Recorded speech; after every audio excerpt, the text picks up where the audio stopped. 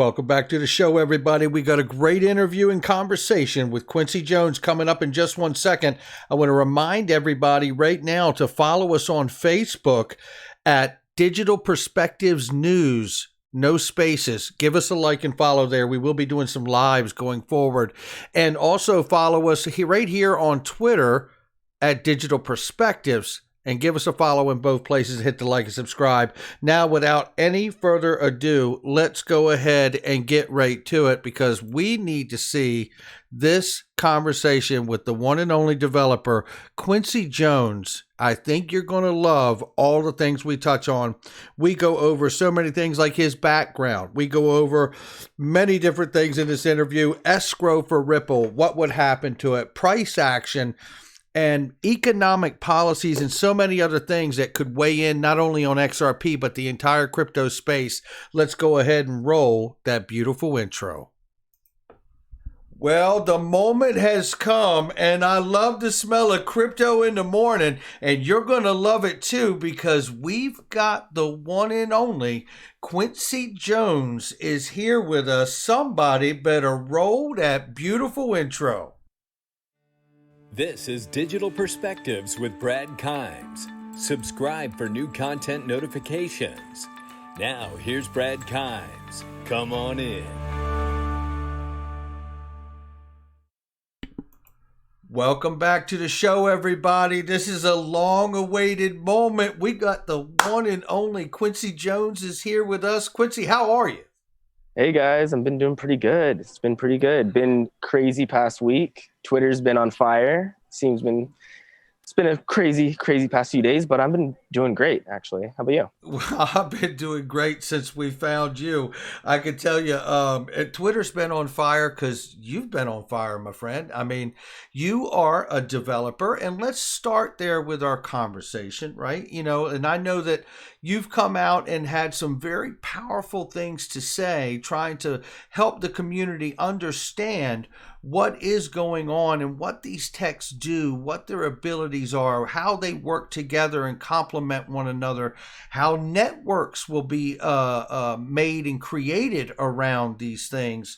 And tell everybody a little bit about your background, because I know as it is when you become a YouTuber, everything gets challenged, right? Let's hear a little bit about where you're from here. Yeah, so I'm currently a software developer working for a private equity firm out of Tempe. I primarily work on AWS. I've got multiple AWS certifications. It's kind of funny, but in a general sense, I'm a software developer. We work on, we have a series of portfolio companies here at the private equity firm. And I would also name the firm, but I named it at first, and now I'm kind of afraid that people will show up to my job. So don't do it. I'm trying to be very vague. But we primarily work on financing technologies and different ways to go about leasing and different ways to extend credit on top of a series of portfolio companies that they're not quite startups, but you can almost consider them startups, almost like late stage startups. They're not 2 or 3 years old. They're kind of like 5 years old, but nonetheless, they're still small. And I primarily deal with the back end, I guess you could say just the backend stack, databasing, network controls, automation, and architecture. And kind of the biggest thing where it comes to that is in the past year or so, we've been working on just a bit of a tech transfer from traditional databasing to cloud. And we've been working with the cloud in general, but it's one of those things where you can only hold on to your old database for so long before things start going bad and you need to update. And kind of in this update process, I've been in crypto for a little bit, but not really seriously, especially not from a developer standpoint. I've kind of only treated it like a stock where you'd buy, some Bitcoin or Ethereum and kind of just chill back for a little bit. But kind of really getting into the technologies of our data migration, I kind of just said it seems like a lot of these technologies are going to be the future. And part of this too wasn't just so much the data migration. It was also me going maybe I could really, find a career in blockchain. Maybe I could really what if I could use these technologies in such a manner to build something really cool. And I have a bunch of other side projects, and a lot of people watching probably already know from me posting on Twitter and me posting teasing my white paper and such. But I've already had a ton of different applications that I'm working in my private life. And before I even got a chance to introduce it a blockchain to my work, I just said, like, I'm gonna take a look-see, and it solved a lot of the payment problems for some of the apps that I was trying to build, and I thought that was cool. But it even showed me like what level of automation and what level of scalability that you could have with these technologies. So like I just fell in love, dove all the way in. I've gone through every documentation of all the different coins that I'm involved in. I've gone through like all the different types of SDKs. I've trying to build out a library. I solved my payment problem for my app, so I'm actually trying to build that out. But once I really started getting into the code, the documentation, the APIs, the real fundamentals that come down to these technologies, one thing I started realizing, where it seems like a lot more people, just like how I did at first, treat these more like any other tradable asset, like a stock or bond or such. But I started looking at them more as technologies. And the first one I ended up working on was Corda, was because it really just suited all the needs that I was trying to accomplish with the application I was building. And I'm not just using Corda. I use XRP, I use XLM, Algorand, a little bit of Ethereum. And it was just one of those things where the more I got into it, it became a more and more of a rabbit hole of how deep these technologies and how dynamic these technologies are. And one thing I might also want to clear up too. So I use Corda, but I don't work for R3. I never worked for R3, never had an association. Corda is just their open source software. Just like, and the way I like to describe it is, when you look at Ripple, Ripple is the company, and they operate on top of the XRP ledger, but as a company, and XRP is its token. Well, R3 and Corda is the same sort of way. You got R3 being the company, Corda being the open source technology, and XDC being the token that resides on that blockchain. So I see a lot of people get very confused, and it seems like a lot of people like to sort of include R3 and Corda together. And I think more of that is just an association thing. Not everybody knows the intricacies of Corda, and not everybody knows what R3 is. So I can see why people kind of twist the two, but I'm here to clear that up, and hopefully this doesn't become too much of a confusion, not only for me, but just for the companies themselves. Like, I used to be one of those people that get kind of annoyed when people call XRP Ripples. I'm like, Ripple's a company, like, come on. But yeah, I've been doing software development for a couple of years now. I currently attend Arizona State University, but I've been doing software development for a couple of years now, blockchain development for a little over a year. And I kind of just wanted to share my perspective on where I believe the technologies are going, but also how I would use the technologies. And that's one of these big conversations I don't think people are having, is how are these technologies being used? And one example I may give, and we may even dive more into this, is the difference between a liquidity token and a smart contract. And let's just use XRP and XTC as an example, because I see people really hammer these out, and they're not even playing the same sport. Like, but what ends up happening is in my perspective is, you have certain tokens that are going to be used to move wealth around and be used as a series of financial instruments, while another set of platforms will essentially be used to create automations, and their on token, like their on platform token or native token, will essentially be used as the payment mechanism for that on chain like smart contract automation. So, and you can go into like Ethereum, you can say the same thing with Ethereum and Bitcoin. Like, there really is no competition when it comes to stuff like that, because a lot of the smart contract platforms are going to be used for industry use in general, and they'll most likely be paying each other by executing each other's smart contracts in the native token, as opposed to just using it as a settlement. Like, I'm going to buy something from you. It's almost like a software as a service. It's almost like being able to create software as a service platforms and then be able to pay with them in their native tokens. That's incredible. So people understand, you've got a couple years developing experience, and you've done a ton of research of looking at other developers that are working with these platforms. And some of this is your own idea of how it should work, your interpretation and summation of these other developers, what they see about these platforms. And that's how you've really derived to the place of saying, hey, these things are a part of basically a new financial system. Is that correct?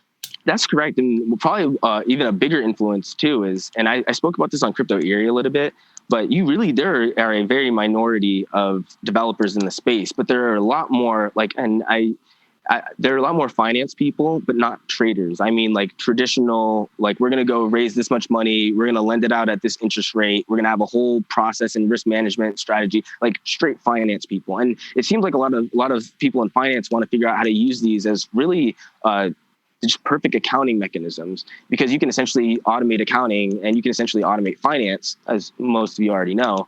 But that's probably one of the biggest things. And me being at this firm, that's all everything is here is the biggest thing that we actually end up doing here is mostly evaluating credit and evaluating risk and being able to issue credit. So it's one of those things where how can we not only automate this, but how can we also make these interoperable with some of our clients or even other third parties that we may interact with? Because that's another thing too you got to think about with blockchain is it brings everybody onto the same network. So if you're operating on XRP or the XRPL, well, if I'm operating on the XRPL and you're operating on the XRPL, we don't need to worry about having our whatever our proprietary databases are to try to connect. The XRPL is already a standardized platform for being able to do whatever business need you want to do. And I think that's one of the biggest things that's going to be huge when a lot of these platforms start getting saturated by a lot of the businesses. Is they're going to primarily be trying to find what better way can they increase their business enterprise by using these technologies. And I think the biggest thing is going to be scaling and automation on top of really good accounting, because these systems are really at the end of the day just perfect accounting. Perfect accounting, right? Yeah, math-based accounting. I mean, it's immutable. I mean, it's going to be pretty remarkable. Mm-hmm. Okay, so let's shift a little bit and go into the overview of XRP here. We know that you recently had to sign an NDA with Zinfin. Is that correct? Yep, okay. That is correct. So we want to stay respectful to that. Yeah. Yeah, I guess the only thing I'll really say on that is I signed an NDA. There seems to be a partnership in the works, and you definitely will hear more about it on my Twitter and on my YouTube page. Well, that's exciting. And if anybody had any questions about your validation, I think they could put that to rest at this point, right? So I hope so. Yeah, I would think so. Okay, so now let's get into it. Now, let's look at XRP. Now, I think we both align in the sense that we see XRP as well as other things like XLM, XDC, for instance. But focusing on XRP right now, decentralized exchange, really a product for the new financial system. It's certainly going to be a new protocol or payment network. I think we both agree on that idea or understanding there. In a perfect world, Quincy, as a developer, as someone who's worked on some of these systems here and seeing and reading what other developers are saying, how does XRP unfold for you? What do you see in a macro sense here? So one thing, and like you said, with the decentralized exchange, one thing that I see with XRP and why it's at the center of a lot of these assets and at the center of really when people talk about payments outside of like the popular coins, is because the interesting about XRP as a decentralized exchange is the decentralized exchange, but also the rippling aspect. So what rippling is able to do is anybody that's operating off of this decentralized exchange can essentially line up their order books with all the other participants on the exchange. So you could have multiple centralized exchanges lining their order books on the XRP decentralized exchange in order to get that broader liquidity from other exchanges. Now, where does rippling come into play with all of this? Because that seems cool for a decentralized exchange, but where does rippling come into play? Well, if there isn't enough liquidity for a certain payment to be made directly, you can essentially make underlying payments to other people on the network that would complete that payment and whatever other asset that may be to fully complete the overall payment. So one example I did in my YouTube channel was I make the joke constantly that I would hold my money in milk derivatives. And let's say I had a milk derivative and I wanted to go to the store and I wanted to buy like a pizza or something. Well, they're not going to take the milk derivative. So if I was operating or if I had an app operating off the decentralized exchange, what would happen is as I go to redeem the milk derivative for the coffee, what's going to happen is that rippling exchange is actually going to go take that milk derivative. It's going to, well, first off, it's going to see what the person that I'm trying to transact with is taking. So they're going to be taking dollars. It will take that milk derivative, find somebody on the decentralized exchange to exchange that derivative for dollars, and then take that dollar and make that payment to the person that you're making a payment to. Essentially allowing for broader liquidity into certain financial instruments that otherwise wouldn't have that by being able to go that extra layer in the decentralized exchange and find all the matches that are needed to provide that liquidity. Yeah, absolutely. And this harkens back to Bob Way in my mind. And I'm going to send you a link of Bob Way, formerly of Ripple, helped work on several patents there, one of which was a part of this idea that you could cross over different networks to be able to settle a single transaction in the manner that you just explained.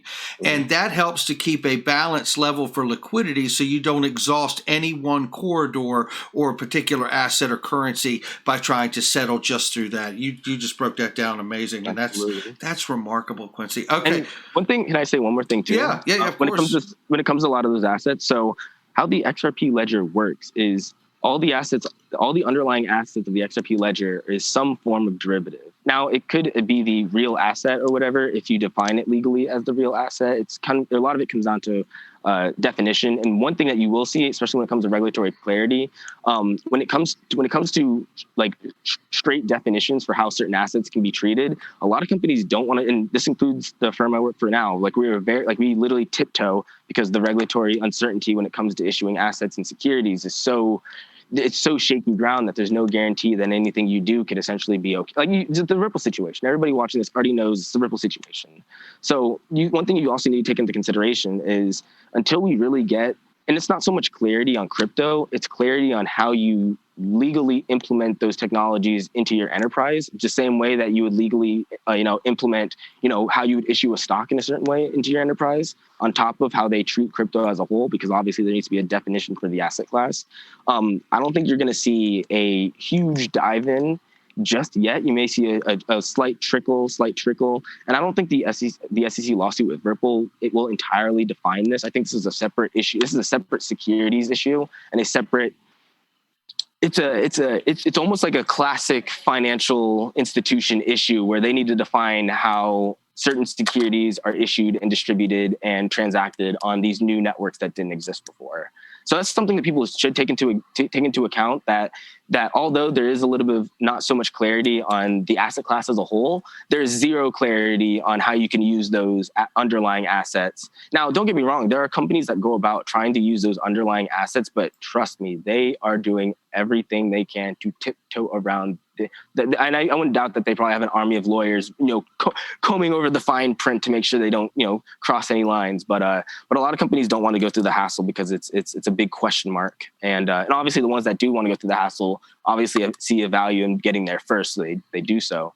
But it's something to take into consideration too, that issuing securities, treasuries, bonds, commodities, derivatives, all these assets on these networks, there are legal implications for what these assets mean while they're there. So there are going to be a bunch of regulatory hurdles in regards to how you manage the current financial system assets on a new digital platform that's an asset class in itself, and what that means for the space as a whole. Sorry about that. No, you're totally fine. So let me ask you then, thinking about the lack of regulatory clarity that's been hanging over this space for so long, let me ask you, what are your thoughts when it comes to XRP? Because I've heard you referring to it almost as a bond-like description.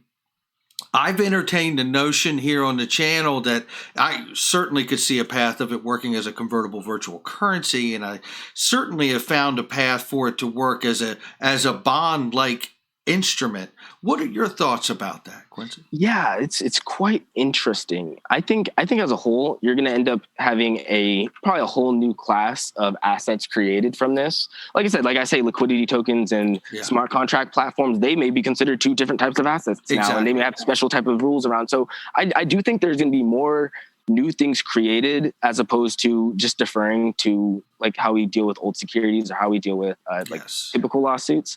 But as a whole, and one thing that people need to sort of think about, and this is sort of my developer standpoint on things, people are all uppity about the SEC lawsuit, and they are like, what's going to happen, Ripple, blah, blah, blah.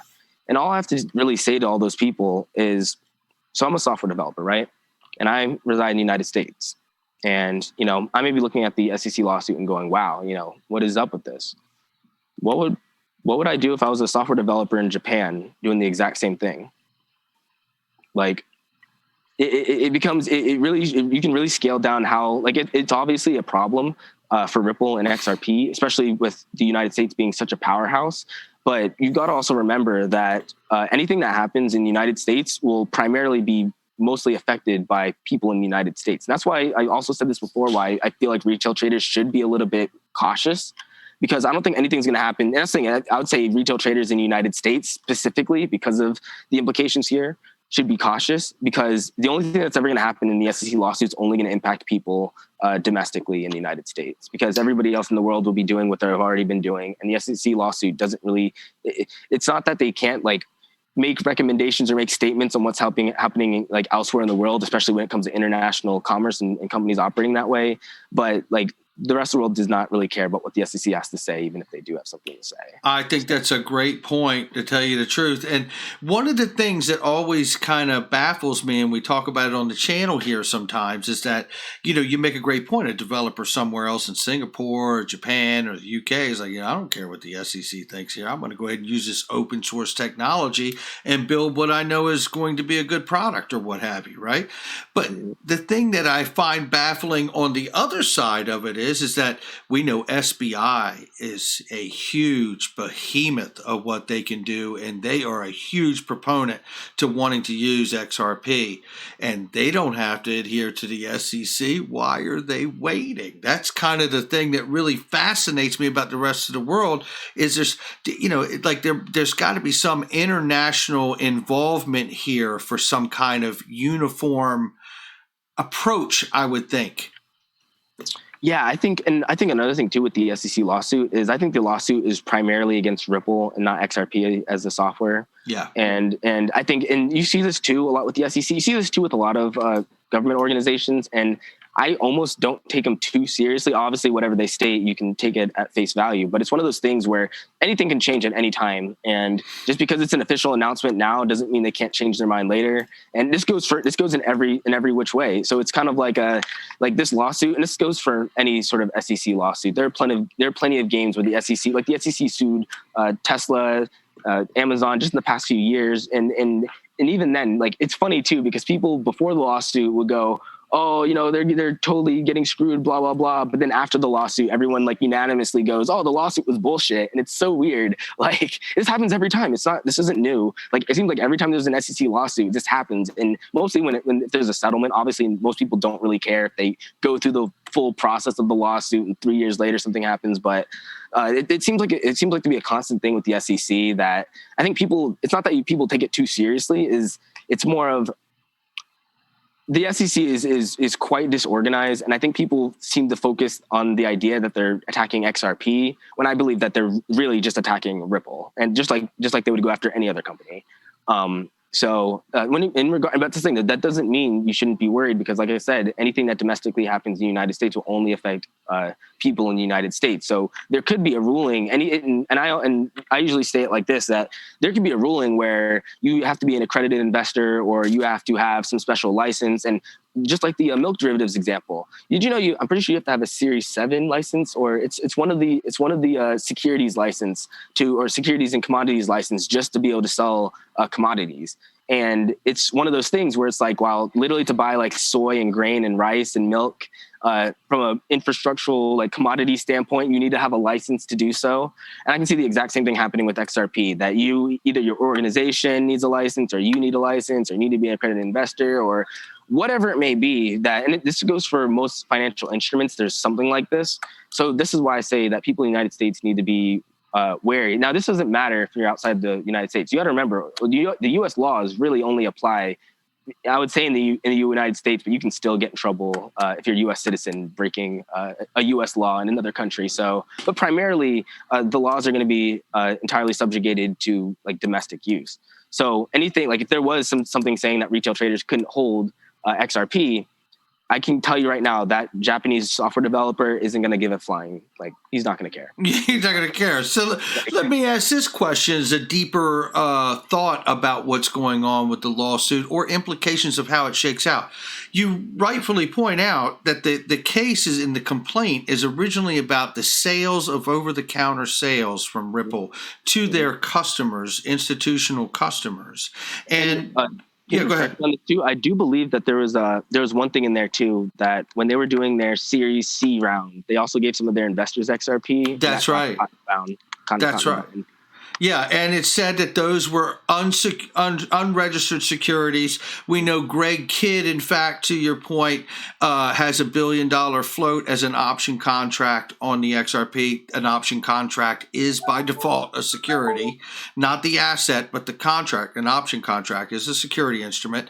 We know that R3, when they were partnered with Ripple, had an option contract for which they went to court and tried to sue. There was an undisclosed settlement, but nevertheless, we know that option contracts were used in the past. So there may be an implication or a fallout to that particular process of the early days of pre-allocating and allocating this XRP to these different areas of industry to incentivize all these different companies and industries to use the network or begin to build the bridge from their end to it.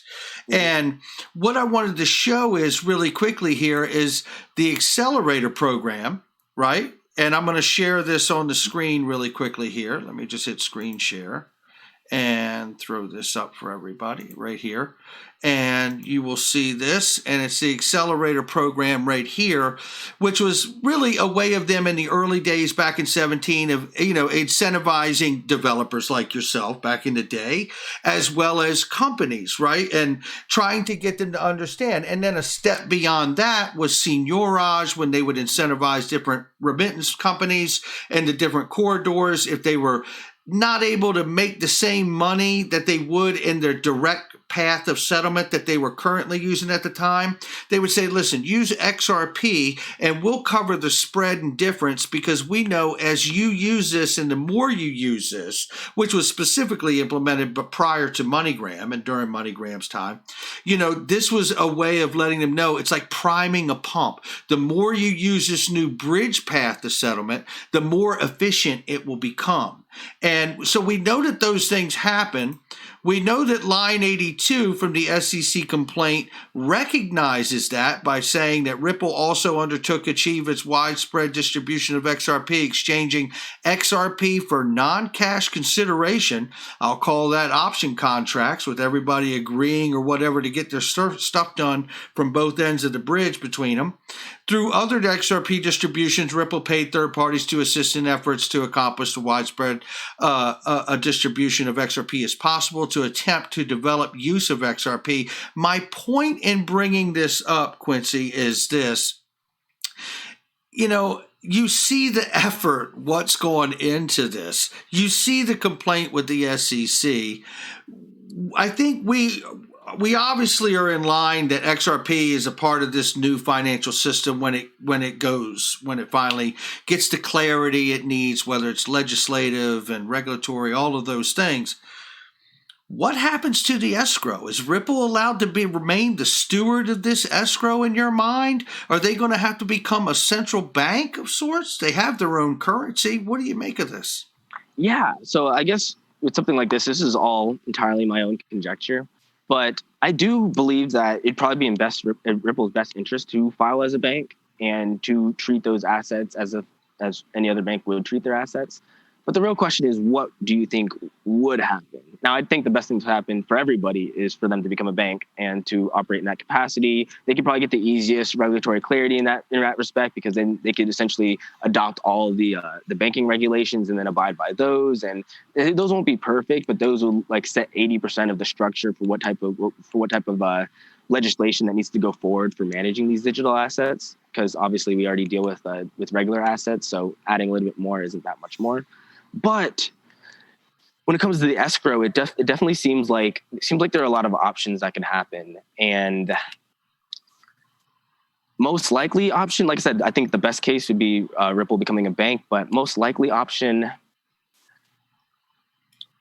it almost seems like this is the way I like to put it. It's almost as if it's not that they would get it commandeered. It's more of I think the Federal Reserve, or maybe even the U.S. Treasury, who knows, may just step in and say, we will custody these assets and be able to deliberate the value to you on demand, because that's what XRP is used for. Yeah. essentially treat the XRP like any other deposit that a bank would essentially hold, while Ripple may essentially have the rights to the XRP and uses, and there may be, and that's the thing, obviously, whoever's holding it, whether it's the Federal Reserve or the Treasury, are just going to be using it for enterprise. Like, they're probably going to issue whatever on it. No, I'm not saying this is the case. It's just, like I said, my own conjecture.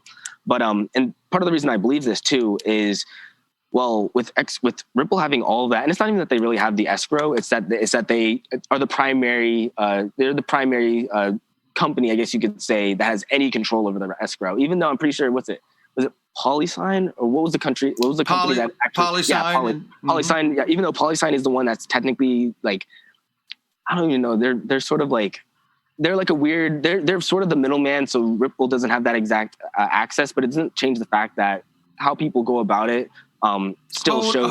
Hold up, let me just cut in there. So have you seen like language in the developer world that shows that PolySign's holding the escrow for Ripple? No, not holding their escrow. It's more of like, it's this third party.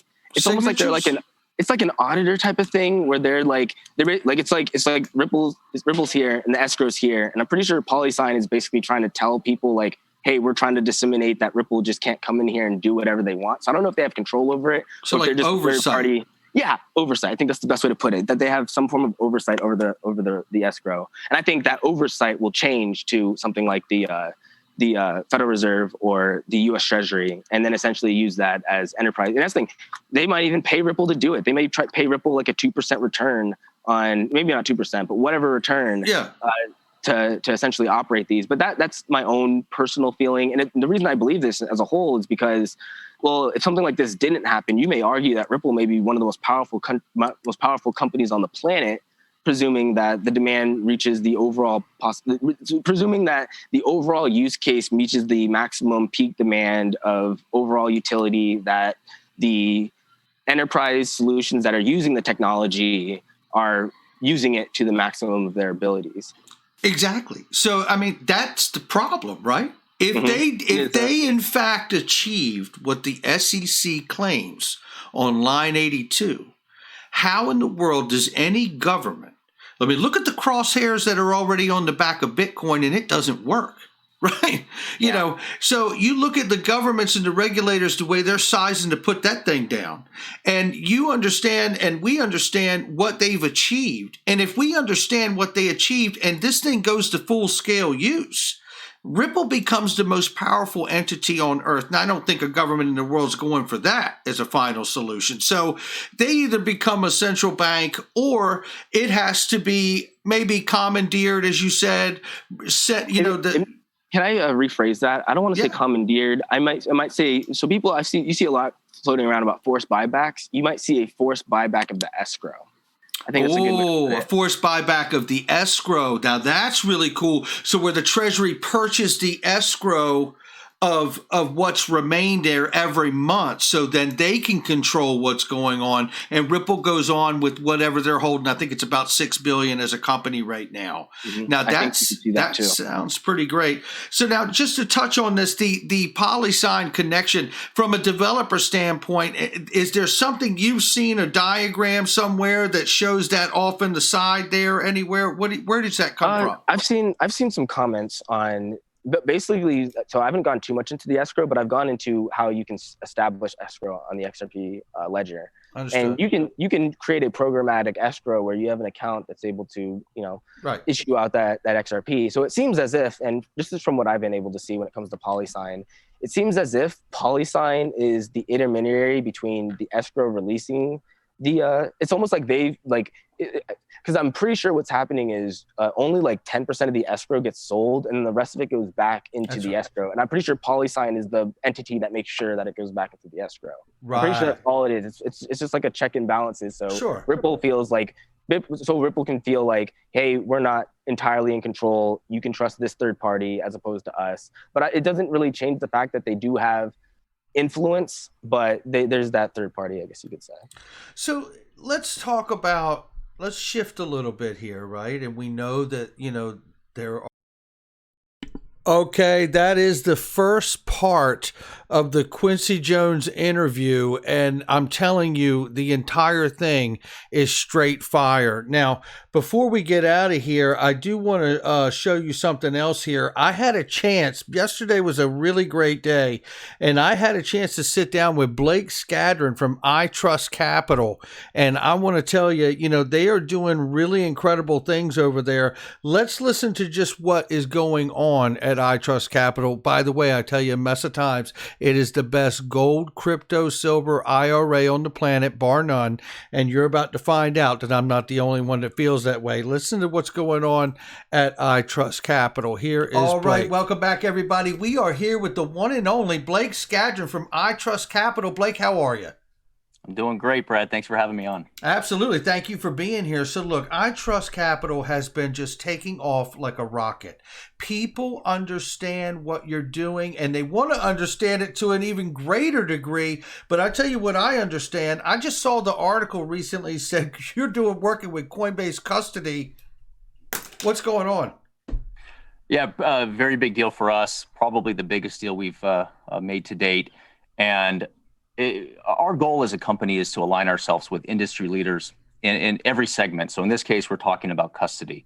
And this is institutional custody. So the average retail investor, although you can have an account with Coinbase, having an account with Coinbase custody is a different level.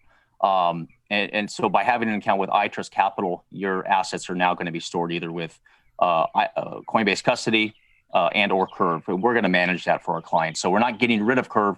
We're simply adding Coinbase custody for redundancy and to just partner with the best of the best.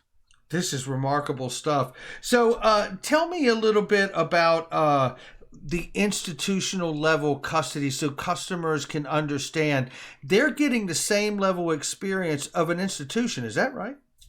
That's right. So if you go to Coinbase Custody's website, you'll see it's a completely different model than just having your average Coinbase account. I believe their minimum is $5 million. So that probably prices just, most people out of it. Their cost, there's a hard cost for this type of storage. If you look at their pricing, it's 50 basis points per year. Now, because of our volume and size, obviously we can get a better deal and pass the savings on to our clients. But there's real hard costs in this level of custody of cryptocurrency. And that's across the board. So that we were fortunate. We were able to work out a deal so that we do not have to raise any of our pricing. Every account is still just $29.95 per month. And that comes with unlimited storage through Curve and Coinbase custody.